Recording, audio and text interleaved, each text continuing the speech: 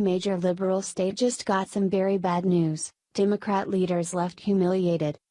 Liberals like to claim they are superior to conservatives. However, one major liberal state isn't as great as they claim. In fact, the state's leaders are being embarrassed and humiliated as the truth is coming out about the effects of their policies.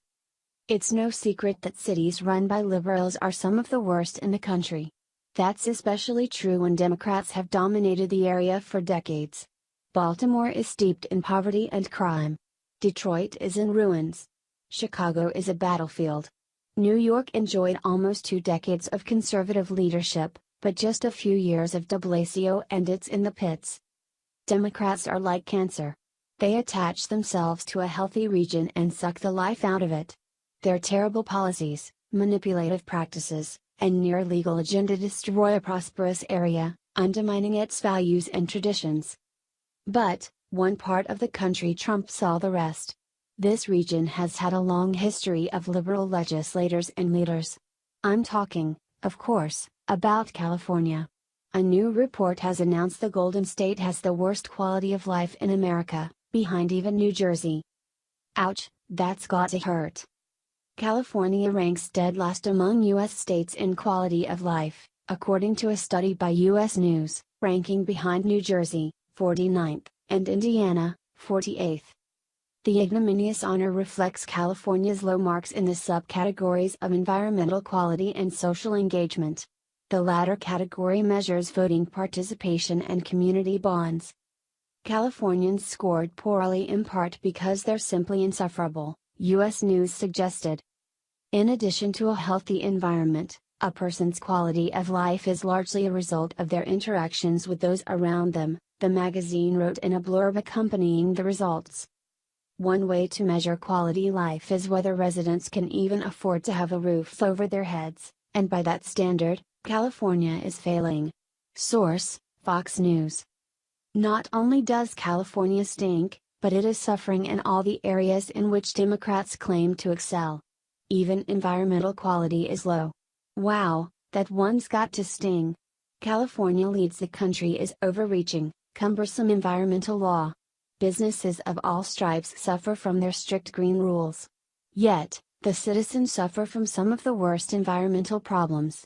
I guess all that red tape and bureaucracy only made things worse. Social engagement is bad. Don't liberals claim to be incredibly social conscious? Aren't they the ones who are willing to put the well-being of society and community ahead of their own? They are willing to hurt individuals, their rights and ability to make wealth, in order to improve social conditions. Yet, in the liberal hub of the country, social engagement is in the toilet. They can't even get people to vote or participate in the community. Of course, the worst factor is the high poverty. Cost of living is through the roof in major California cities. Homelessness is out of control in places like San Francisco. We see that in almost every democratically run city. Once they get into power, rent suddenly skyrockets and basic necessities like food and utilities become shockingly expensive. It's almost as if they are doing it on purpose.